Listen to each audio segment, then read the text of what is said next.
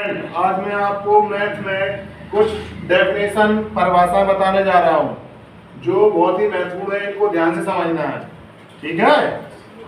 जैसे अंक किसे कहते हैं, what is the definition of digit number. तो अंक हम किसे कहते हैं, 0 1 2 3 4 5 6 7 8 9 को अंक कहते हैं। दूसरी परिभाषा है प्राकृत संख्या किसे कहते हैं। प्राकृत संख्या यानी नेचुरल नंबर। तो गिनती की संख्या को हम प्राकृत संख्या कहते हैं, जैसे 1 2 3 4 5 6। अब आता है तीसरी, पूर्ण संख्या किसे कहते हैं। पूर्ण संख्या यानी होल नंबर। तो 0 1 2 3 4 5 6 को हम पूर्ण संख्या कहते हैं। सबसे छोटी पूर्ण संख्या होती है शून्य। सम संख्या किसे कहते हैं, यानी इवन नंबर किसे कहते हैं। ऐसी प्राकृत संख्या जो 2 से विभाज्य हो उसे हम सम संख्या कहते हैं, जैसे 2 को 4 6 8 10। विषम संख्या किसे कहते हैं, ओड नंबर। ऐसी प्राकृत संख्या जो 2 से विभाज्य ना हो, जैसे 1 3 5 7 9। भाज्य संख्या यानी कंपोजिट नंबर किसे कहते हैं। तो वह संख्या जो 1 से स्वयं से तथा दूसरी संख्या से विभाज्य हो उसे भाज्य संख्या कहते हैं, जैसे 4 6 8 10 12। सबसे छोटी भाज्य संख्या है 4। अभाज्य संख्या किसे कहते हैं, यानी प्राइम नंबर किसे कहते हैं। वह संख्या जो 1 से स्वयं से विभाज्य होती है उसे अभाज्य संख्या कहते हैं, जैसे 2 3 5 7। सबसे छोटी अभाज्य संख्या है 2।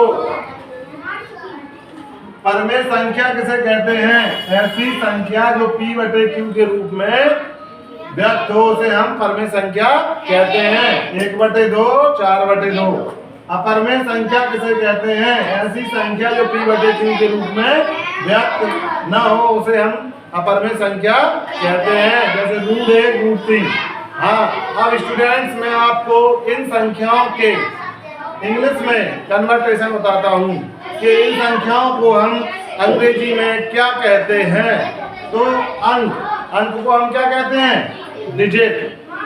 प्राकृत संख्या को हम क्या कहते हैं, नेचुरल नंबर। पूर्ण संख्या को हम क्या कहते हैं, होल नंबर। सम संख्या को हम क्या कहते हैं, इवन नंबर। विषम संख्या को हम क्या कहते हैं, ओड नंबर। भाज्य संख्या को हम क्या कहते हैं, कंपोजिट नंबर। अभाज्य संख्या को हम क्या कहते हैं, प्राइम नंबर। परमेय संख्या को हम क्या कहते हैं, रैशनल नंबर। अपरमेय संख्या को हम क्या कहते हैं, इरेशनल नंबर। तो स्टूडेंट आप लोगों को समझ में आ गया। आज मैंने आपको मैथ की जो डेफिनेशन इम्पोर्टेंट है वो हमने आपको पढ़ाई है।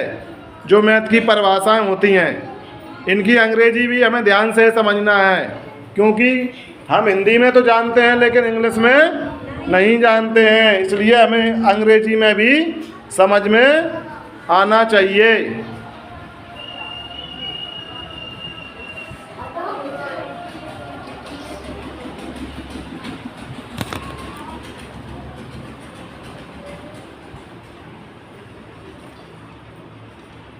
आ गया समझ में आप लोगों को? Yes sir. ओके।